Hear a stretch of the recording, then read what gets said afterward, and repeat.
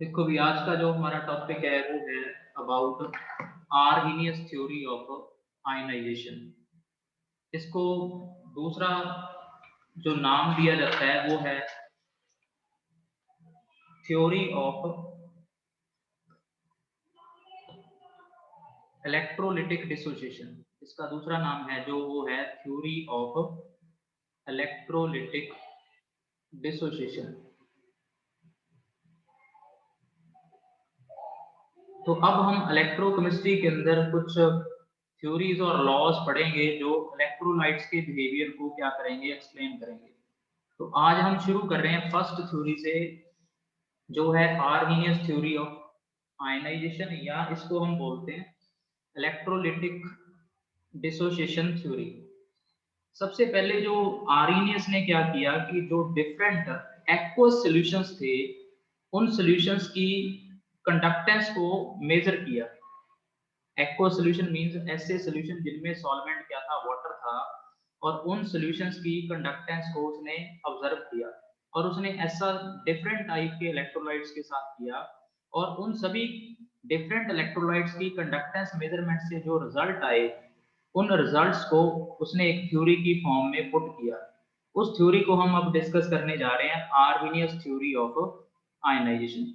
सबसे पहली बात इस थ्योरी की क्या है कि कोई भी इलेक्ट्रोलाइट जब हम वाटर में डिसॉल्व करते हैं तो वो स्प्लिट कर जाता है। स्प्लिट मींस ब्रेक डाउन कर जाता है और उस ब्रेक डाउन से क्या पैदा होते हैं, चार्ज पार्टिकल पैदा होते हैं। और जो चार्ज पार्टिकल पैदा होंगे हम उन्हें बोलेंगे आयंस। और आयंस दो टाइप के होंगे, एक ऐसे आयन होंगे जिन पे पॉजिटिव चार्ज होगा उनको हम बोलेंगे कटायन, और दूसरे होंगे नेगेटिवली चार्ज पार्टिकल जिनको हम कहेंगे अनायन।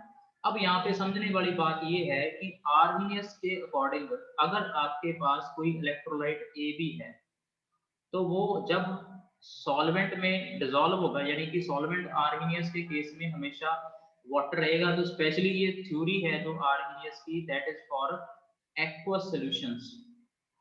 आर्हीनियस की जो थ्योरी एप्लीकेबल है वो एक्वस सॉल्यूशंस के लिए है। एक्वस सॉल्यूशन मींस जिनमें सॉल्वेंट क्या होगा, वाटर होगा।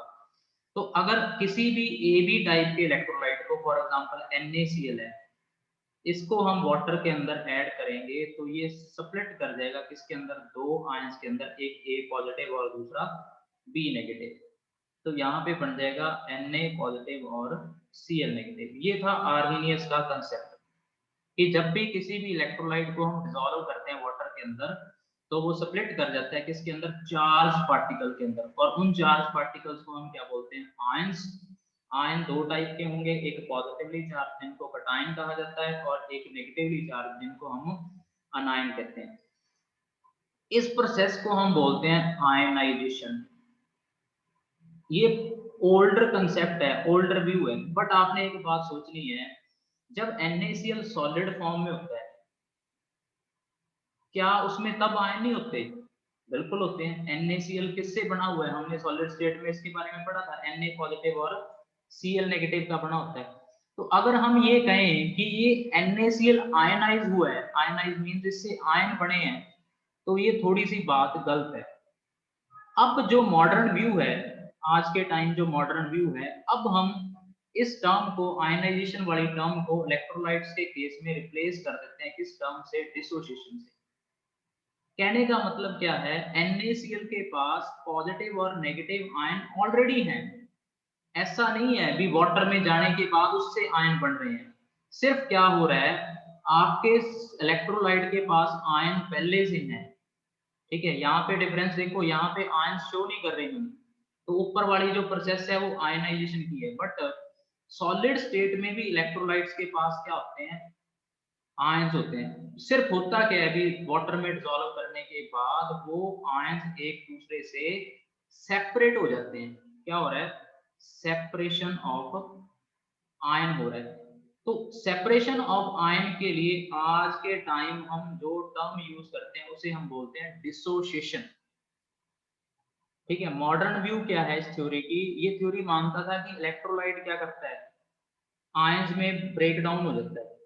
बट बाद में हमें पता है कि सॉलिड स्टेट के अंदर भी हमने पढ़ा है कि NaCl के अंदर तो ऑलरेडी Na पॉजिटिव और Cl नेगेटिव होते हैं। ऐसा तो नहीं वाटर में डालने के बाद Na पॉजिटिव और Cl नेगेटिव बनता है, उसके अंदर तो पहले से ही प्रेजेंट है। सिर्फ क्या होता है वाटर के अंदर ऐड करने से Na पॉजिटिव और Cl नेगेटिव क्या हो जाते हैं, सेपरेट हो जाते हैं। तो ओल्डर व्यू थी, जो पहले वाला व्यू था, पहले क्या मानना था कि इलेक्ट्रोलाइट की क्या होती है, आयनाइजेशन। बट मॉडर्न व्यू क्या है, इलेक्ट्रोलाइट क्या करते हैं, डिसोसिएट करते हैं। डिसोसिएशन का मतलब होता है इलेक्ट्रोलाइट के पास आयंस पहले से ही हैं, सिर्फ आयन को क्या कर रहे हैं, एक दूसरे से दूर जा रहे हैं, क्या हो रहा है, सेपरेशन। आयन बनना आयनाइजेशन है, ठीक है। बट इलेक्ट्रोलाइट्स में आयन तो पहले से ही प्रेजेंट होते हैं, जैसे NaCl, NaCl में तो सॉलिड फॉर्म में आयन है। जैसे ही आपने NaCl को वाटर में ऐड किया, सिर्फ क्या होगा, जो आयन हैं वो क्या हो जाएंगे, सेपरेट हो जाएंगे। ऐसा नहीं है भी NaCl से आयन बने हैं, NaCl में सॉलिड फॉर्म में भी आयन थे, सिर्फ वाटर में जाके वो क्या हो गया, आयंस सेपरेशन हो गया, आयंस अलग अलग हो गए। तो इस प्रोसेस को हम बोलेंगे डिसोसिएशन। तो मॉडर्न व्यू में जो थ्योरी है वो क्या अज्यूम करती है कि इलेक्ट्रोलाइट्स पहले से ही आयनाइज होते हैं सॉलिड स्टेट के अंदर, उनके बीच फोर्स होते हैं, इलेक्ट्रोस्टैटिक फोर्स। बट जब हम उन इलेक्ट्रोलाइट्स को वाटर में डिसॉल्व करते हैं तो वो डिसोसिएट हो जाते हैं। डिसोसिएशन का मतलब होता है सेपरेट हो जाना, अलग अलग हो जाना, और उससे क्या बनते हैं, कैटायन और अनायन बनते हैं। तो फर्स्ट पॉइंट इस थ्योरी का क्या है कि इलेक्ट्रोलाइट जब भी वाटर में जाएगा, आयन सेपरेट होंगे, सेपरेट अप होंगे, और एक चार्ज पार्टिकल्स जो आपके पास आएंगे दो, वो कैटायन और अनायन होंगे। दूसरी बात, जो आपका सॉल्यूशन बनेगा स्प्लिट अप होने के बाद, डिसोसिएशन होने के बाद, वो इलेक्ट्रिकली न्यूट्रल होगा। मींस उस सॉल्यूशन पे कोई भी चार्ज नहीं होगा, नो चार्ज।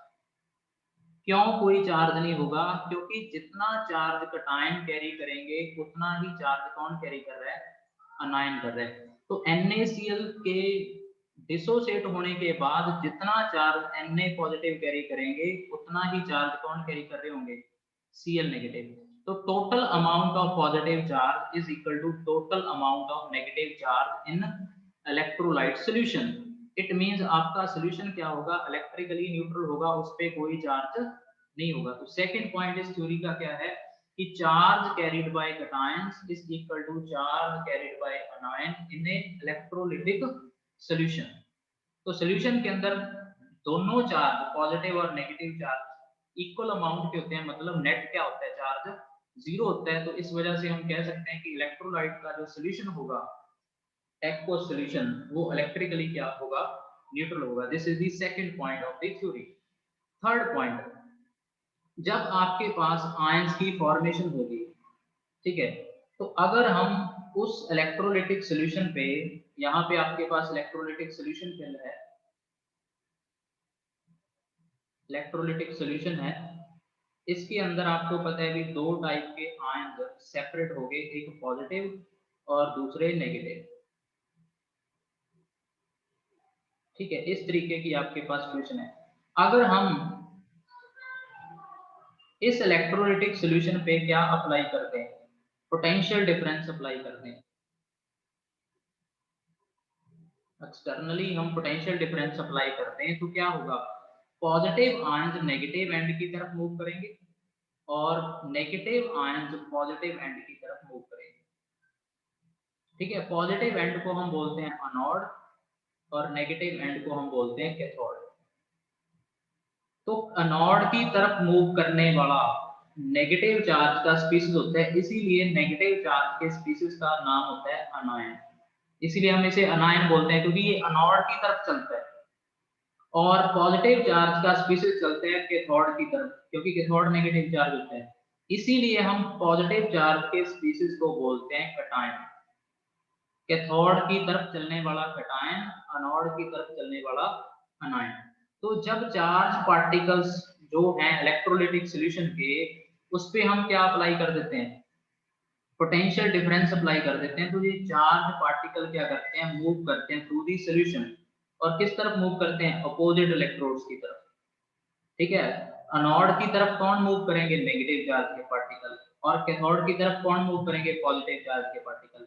इस वजह से इस सॉल्यूशन में क्या पास होगा, इलेक्ट्रिक करंट पास होगा। तो करंट क्यों पास होता है किसी भी इलेक्ट्रोलाइटिक सॉल्यूशन में, due to the movement of ions, due to the movement of ions. Ions क्या करते हैं, मूव करते हैं।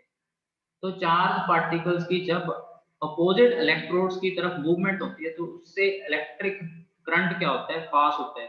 तो इसी वजह से हम दो फिनोमेना एक्सप्लेन कर पाते हैं। पहला कि सॉल्यूशन की कंडक्टेंस क्या होती है। इलेक्ट्रिकल कंडक्टेंस का कारण क्या है, सॉल्यूशंस इलेक्ट्रिसिटी को कंडक्ट क्यों करते हैं, कारण आपको पता चल गया, क्योंकि आयंस की क्या होती है, मूवमेंट होती है। और दूसरा, इसकी हेल्प से हम एक्सप्लेन कर सकते हैं फिनोमेना ऑफ इलेक्ट्रोलिसिस। इसको हम आगे डिस्कस करेंगे, इलेक्ट्रोलिसिस क्या होता है, ठीक है। तो इलेक्ट्रोलिसिस और कंडक्टेंस का फिनोमेना इसी बेस पे एक्सप्लेन होगा कि जब हम इलेक्ट्रोलिटिक सॉल्यूशन पे क्या अप्लाई करते हैं, पोटेंशियल डिफरेंस अप्लाई करते हैं, तो आयंस अपोजिट इलेक्ट्रोड्स की तरफ मूव करते हैं। और जब चार्ज मूव करेगा, आपको पता है, तो क्या पास होगा, इलेक्ट्रिक करंट। और इलेक्ट्रिक करंट के कारण ये कंडक्टेंस होती है और इसी के कारण फिनोमेना होता है किसका, इलेक्ट्रोलिसिस का। ये आपने थर्ड पॉइंट नोट करना है। फोर्थ पॉइंट क्या है, जब भी कोई इलेक्ट्रोलाइट डिसोसिएट होता है तो उससे A पॉजिटिव और B नेगेटिव बनते हैं। क्या वो पूरी तरह से डिसोसिएट हो जाता है? सभी इलेक्ट्रोलाइट के मॉलिक्यूल पूरी तरीके से डिसोसिएट नहीं होते, आयनाइज नहीं होते। तो उनकी आयनाइजेशन या डिसोसिएशन को पता करने के लिए एक टर्म यूज की जाती है, उस टर्म को हम बोलते हैं अल्फा। अल्फा का मीनिंग है डिग्री ऑफ डिसोसिएशन। तो मान लो आपने यहाँ पे 100 क्या डाले भी, इलेक्ट्रोलाइट के मॉलिक्यूल डाले, उसमें से 40 ही ऐसे थे जो आयंस कन्वर्ट करके आयंस सेपरेट होके आपके पास A पॉजिटिव और B नेगेटिव में कन्वर्ट हो गए। तो कितने मॉलिक्यूल आपके डिसोसिएट हुए, 100 में से 40 डिसोसिएट हुए और टोटल आपके पास मॉलिक्यूल का नंबर था 100। तो आपका अल्फा यहाँ पे क्या आएगा, 0.4 आएगा। तो किसी भी इलेक्ट्रोलाइट का डिग्री ऑफ डिसोसिएशन का मतलब क्या होता है, उस गिवन इलेक्ट्रोलाइट के सॉल्वेंट में डिसॉल्व होने के बाद कितने मॉलिक्यूल क्या करके डिसोसिएट करके, डिसोसिएट मींस जिनसे आयंस बनके सेपरेट हो गए, और आपने कितने टोटल मॉलिक्यूल्स डाले थे, अगर दोनों की रेशियो निकाल दोगे तो उसे हम क्या बोलेंगे, degree of dissociation. Degree of dissociation is the ratio of number of molecules which are dissociated to the total number of molecule।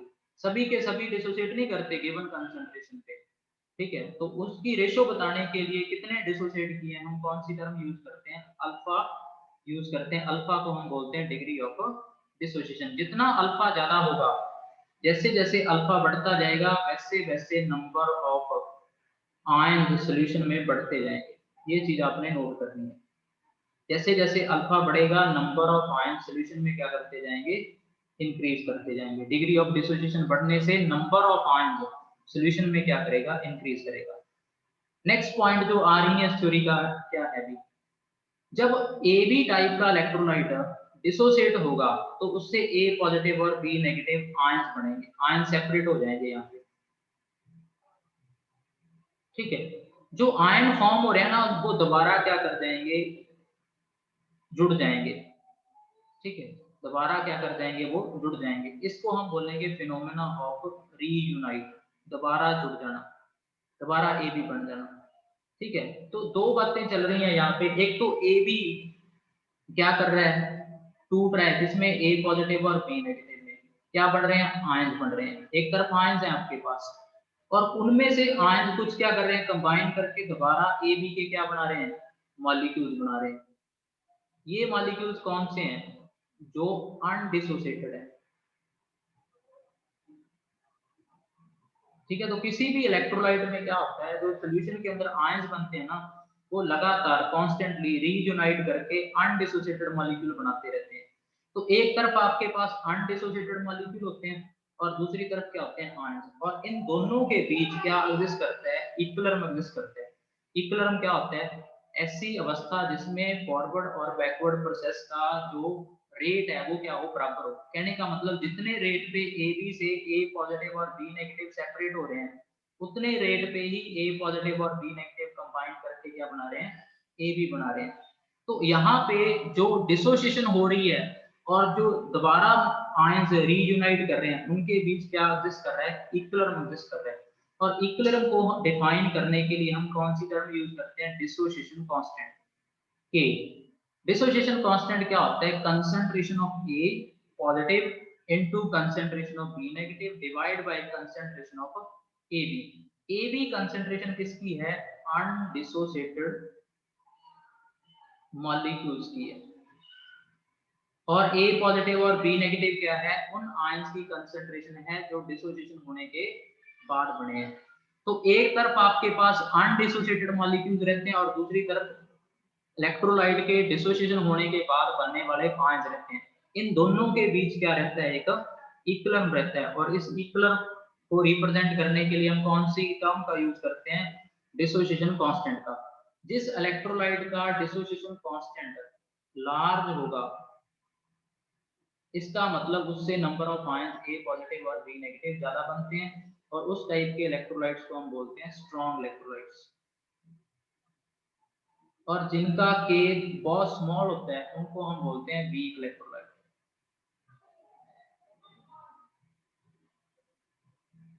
ठीक है, ये था फिफ्थ पॉइंट। अब इसका जो आपके पास नेक्स्ट सिक्स पॉइंट है वो क्या है? जैसे जैसे हम सोल्यूशन को डिल्यूट करते जाएंगे, डिल्यूट करने का मतलब हम more amount of solvent add करते जाएंगे सॉल्यूशन में, वैसे वैसे अल्फा बढ़ता जाएगा। और अल्फा की मैक्सिमम वैल्यू कितनी हो सकती है? 1 हो सकती है। डिग्री ऑफ डिसोसिएशन मैक्सिमम कितनी हो सकती है? 1। मतलब आपका सैंपल 100% क्या कर गया? डिसोसिएट कर गया। तो जब आप किसी भी सॉल्यूशन को डिल्यूट करते हो तो डिल्यूट करने से अल्फा बढ़ता है, मतलब डिग्री ऑफ डिसोसिएशन बढ़ती है। और इनफाइनाइट डिल्यूशन मतलब जब आपका वॉल्यूम इनफिनिटी को अप्रोच करे और कंसंट्रेशन 0 को अप्रोच कर जाए, तो अल्फा वहां पे मैक्सिमम हो जाता है। और अल्फा मैक्सिमम कितना हो सकता है? 1 हो सकता है। ठीक है, तो जैसे जैसे हम डिल्यूट करते हैं किसी भी सॉल्यूशन को, उससे अल्फा बढ़ता है। अल्फा बढ़ने का मतलब डिग्री ऑफ डिसोसिएशन बढ़ती है। और जैसी डिग्री ऑफ डिसोसिएशन बढ़ेगा, ठीक है, वैसे वैसे सॉल्यूशन में नंबर ऑफ आयंस बढ़ते जाएंगे। ठीक है, और जैसे ही नंबर ऑफ आयंस आपके पास बढ़ रहे हैं, तो उससे एक बात आपने और नोट करनी है भी। ठीक है, वैसे वैसे सॉल्यूशन की जो कंडक्टेंस है वो भी बढ़ती जाएगी, क्योंकि हमें पता है कि सॉल्यूशन की कंडक्टेंस किस बात पे डिपेंड करती है? नंबर ऑफ आयंस पे। तो इलेक्ट्रिकल कंडक्टेंस किसी भी सॉल्यूशन की डिपेंड करती है किस पे? डिग्री ऑफ डिसोसिएशन पे। तो डिग्री ऑफ डिसोसिएशन अल्फा बढ़ता है जैसे जैसे हम डिल्यूशन करते हैं। अल्फा बढ़ेगा तो नंबर ऑफ आयंस बढ़ेंगे, नंबर ऑफ आयंस बढ़ेंगे तो उतनी कंडक्टेंस क्या आएगी? ज्यादा आएगी। तो डिल्यूशन करने से अल्फा बढ़ेगा, अल्फा बढ़ने से नंबर ऑफ आयंस बढ़ेंगे, नंबर ऑफ आयंस बढ़ेंगे तो इलेक्ट्रिकल कंडक्टेंस में इंक्रीज आएगा। तो ये हमने बेसिकली इसके आर्हीनियस थ्योरी के जो मेन पॉइंट्स थे उनको डिस्कस किया। आर्हीनियस का पूरा कंसेप्ट ज्यादातर जो है वो एक्वस सॉल्यूशन पे एप्लीकेबल है। एक्वस सॉल्यूशन ऐसे जिनमें वाटर क्या एक्ट कर रहा है? सॉल्वेंट एक्ट कर रहा है। तो ये हमारा टॉपिक था about Arrhenius theory for the ionization. इसको हम इलेक्ट्रिकल इलेक्ट्रोलिटिक डिसोसिएशन थ्योरी भी